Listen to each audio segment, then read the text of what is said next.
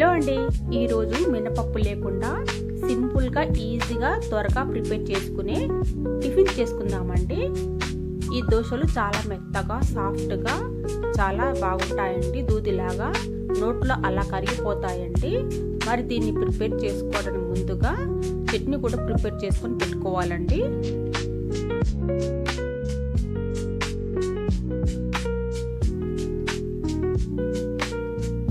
నేను ఈ చట్నీ కోసం పల్లీలు కొబ్బరి తీసుకున్నానండి. ముందుగా 1 కప్ రేషన్ బియ్యం తీసుకోవాలండి. కొన్ని మెంతులు వేసుకొని దీన్ని శుభ్రంగా వాష్ చేసుకోవాలండి. వాష్ చేసుకొని ఒక 5 గంటల పాటు నానబెట్టుకోవాలి.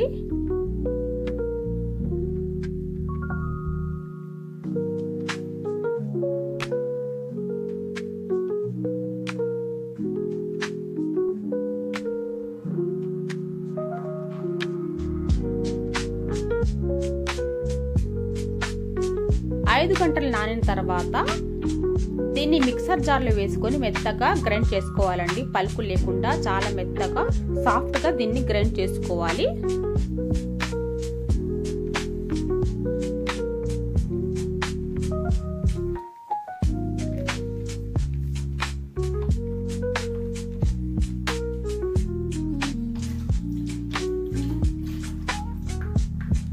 వాటర్ వేసుకొని దీన్ని మెత్తగా పట్టుకోండి.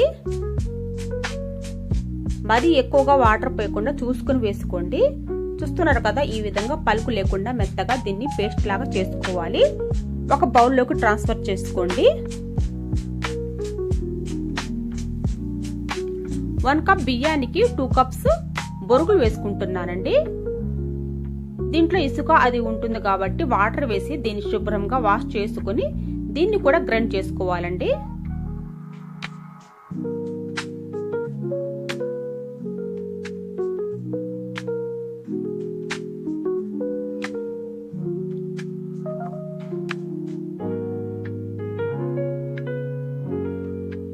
అదే మిక్సర్ జార్లో వేసుకొని కొన్ని వాటర్ వేసుకొని గ్రైండ్ చేసుకోండి. మెత్తగా గ్రైండ్ చేసుకోవాలి.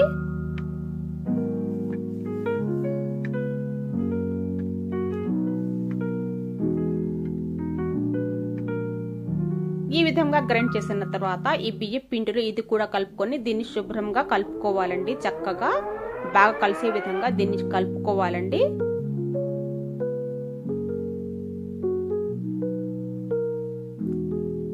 తర్వాత దీన్ని మూత పెట్టి 5-6 గంటలు నాననివ్వాలండి.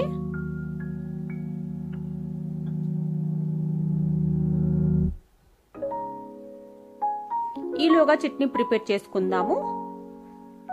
కొన్ని పల్లీలు కొంచెం ఆయిల్ వేసి కొంచెం ఫ్రై అయిన తర్వాత కొంచెం కొబ్బరి వేసుకున్నానండి. తర్వాత పచ్చిమిర్చి కూడా వేసుకోవాలి. ఇది కొంచెం ఫ్రై అయిన తర్వాత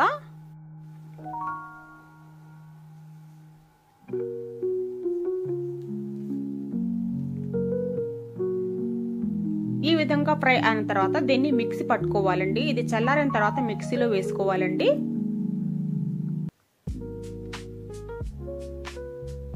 తగినంత ఉప్పు, కొంచెం అల్లం వేసుకోండి.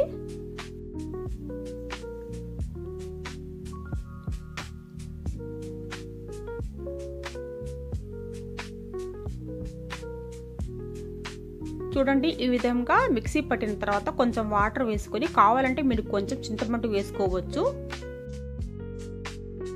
ఈ విధంగా మెత్తగా గ్రైండ్ చేసిన తర్వాత ఒక బౌల్లోకి ట్రాన్స్ఫర్ చేసుకోండి. దీనికి తాలింపు కోసం ఆయిల్ వేసి కాగిన తర్వాత తాలింపు దినుసులు, ఆవాలు, జీలకర్ర, పచ్చిపప్పు, శనగపప్పు వేసి కొంచెం ఫ్రై అయిన తర్వాత ఎండుమిర్చి, కరివేపాకు వేసుకోవాలి.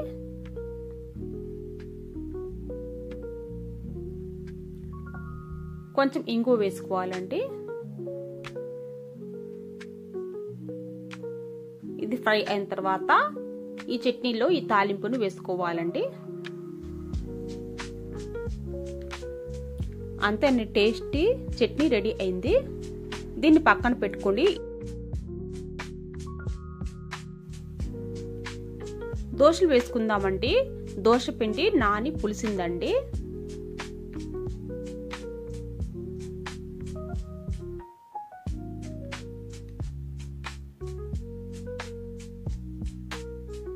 తగినంత ఉప్పు వేసుకోండి. హాఫ్ స్పూన్ ఉప్పు వేసి దీన్ని బాగా కలుపుకొని దోశల్లాగా వేసుకోవాలండి.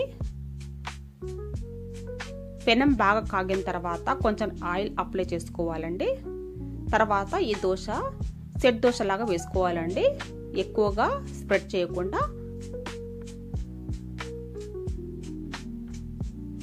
లైట్గా ఆయిల్ స్ప్రే చేసుకోండి. ఈ విధంగా హోల్స్ వచ్చిన తర్వాత చూస్తున్నారు కదా, ఈ విధంగా కొంచెం హోల్స్ వచ్చిన తర్వాత దీన్ని మూత పెట్టి ఒక 5 మినిట్స్ ఉడికించాలండి లో ఫ్లేమ్లో.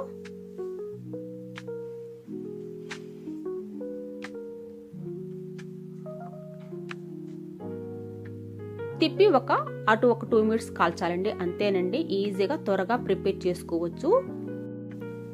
మరొక దోశ వేసాను చూడండి. ఈ విధంగా హోల్స్ వచ్చిన తర్వాత కొంచెం ఆయిల్ స్ప్రే చేసి మూత పెట్టి ఒక 2 మినిట్స్ ఉడికిన తర్వాత అటు ఇటు తిప్పుకొని పక్కన తీసుకోవాలండి. అంతేనండి, ఈజీగా సింపుల్గా ఎవరైనా ప్రిపేర్ చేసుకోవచ్చు.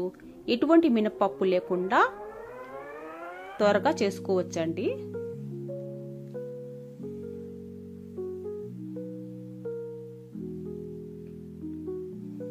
ఇంట్లో పిల్లలు పెద్దలు అందరూ చాలా ఇష్టంగా తింటారు ఈ విధంగా చేసి పెడితే.